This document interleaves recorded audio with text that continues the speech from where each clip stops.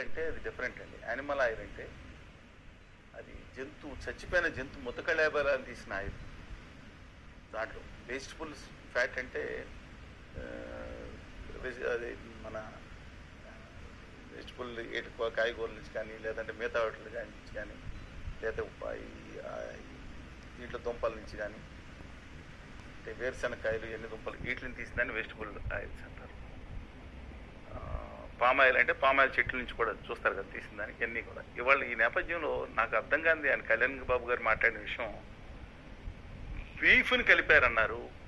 ఆయన బీఫ్ అంటే తెలుసండి ఆయనకి, గొడ్డు మాంసం. ఆవు కానీ, గేదె కానీ, దున్నపోతు కానీ ఈ మాంసాన్ని కూడా కలిపి 1,00,000 లడ్డూలు అయోధ్యకు పెట్టారన్నారు. అసలు దీని మీద ఇదే నిజమైతే కనుక అలా కలిపిన వాళ్ళని ఊరేయాలి, లేదంటే ఈ రాజకీయాలు దూరంగా ఉండాలి. ఇవాళ ఉత్తర భారతీయ జనతా పార్టీ మాటలమ్మే ఆంధ్రప్రదేశ్ యొక్క ప్రజల మధ్యన మత విద్వేషాలని, మిగతా ద్వేషాలను నాశనాన్ని పేర్తిస్తున్నా ఆ ఉత్తర భారతీయ జనతా పార్టీ చేతిలో పావుగా మారుదని కోరుతున్న such powerful and such dynamic personality ఉన్న వ్యక్తిని తన రాష్ట్రం కోసం, వాళ్ళ విశాఖ ఉక్కు కర్మాగారం కోసం దాని మీద నిలబడాలి.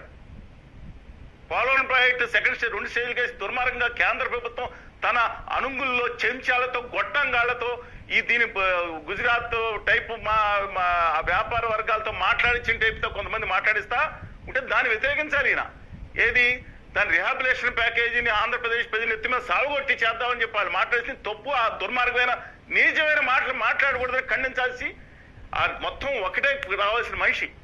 విభజన హామీలు అమలు కావట్లేదు, కనీసం వాళ్ళ ఇండస్ట్రీస్ పెట్టి భావితరాలు హోదా ఇస్తే కానీ లక్షలాది ఉద్యోగాలు వస్తాయి. లేడంగా ఈ దుర్మార్గమైన ఉత్తర భారతీయ అహంకారం నశించాలని మాట్లాడిన వ్యక్తి వాళ్ళ తిరగబడిపోవాల్సింది. Such a powerful personality, such a people అంత అడ్మిరేషన్ ఉన్న వ్యక్తి ఇవాళ కనీసం మారుతారు, తెలుగు ప్రజల ఆంధ్రుల యొక్క ఆత్మగౌరవం నిలబెడతారు అనుకున్న వ్యక్తి చెగువేరా స్ఫూర్తి అన్నారు. అమరావతి మీద ఎవరి కోసం రాజధాని పుస్తకాన్ని ఆవిష్కరించారు. సిపిఐ సిపిఎం పార్టీ అంటే వామపక్షాలతో కలిసి పనిచేశారు. వామపక్ష ఉద్యమాలకు గొప్ప అన్నారు. తనకు మతం లేదు, కులం లేదని చెప్పారు. సెక్యులరిజం గురించి కూడా మాట్లాడింది. ఒక అద్భుతంగా ఉన్న వ్యక్తి ఇవాళ అదానీ గారి పార్టీ చేతిలో పావుగా మారిపోయారనే ఆరోపణలు ఇంత ఉంటే నాకు బాధగా ఉందండి. ఆయనకి చాలా బాధగా ఉంది ఆయన మీద. మీరు అన్న విషయానికి వద్దాం. చాలా ఎందుకు నేను అడుగుతున్నాను, ఏంటి అవసరానికి ఊరేనా అయ్యండి లేదా నిజం బీఫ్ కలపడం ఏంటండి? ఒక ముఖ్యమంత్రి యానిమల్ దాంట్లో కలిపిందన్నాను కానీ సుప్రీంకోర్టు తప్పు పెట్టింది. ఇది ఆయన ఆరోపణ కాదు, ఆయన ప్రకటన. రాష్ట్ర ఉప ముఖ్యమంత్రి పదవిగా సాధికారంగా ప్రకటించింది ప్రభుత్వం. బీఫ్ కలిపారని తేలాలంటాను నేను. మీరు మిగతా విషయాల మీద మాట్లాడతారండి.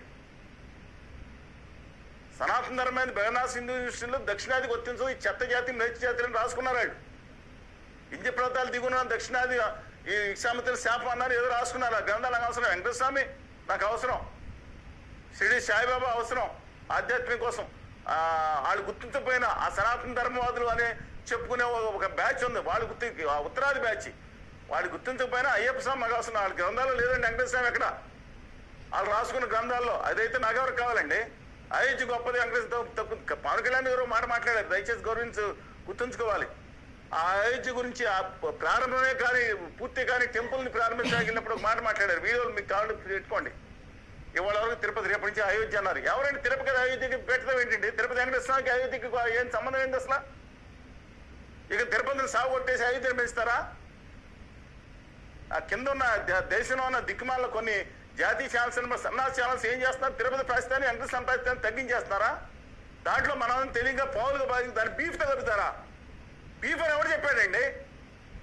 రాష్ట్ర ప్రభుత్వం అధికారికంగా గౌరవ ఉప ముఖ్యమంత్రి గారు ప్రకటించారు. ముందు దాని మీద మాట్లాడదాం, మిగతా తర్వాత మాట్లాడదాం. బీఫ్ అని మాట్లాడారు లేదు ఆయన. గొడ్డు మాసం కలిపారు, ఆవు మాసం కానీ గేదె మాసం కానీ దాంట్లో కలిపారు. ఏందండి ఇది? ఇదే అంశాన్ని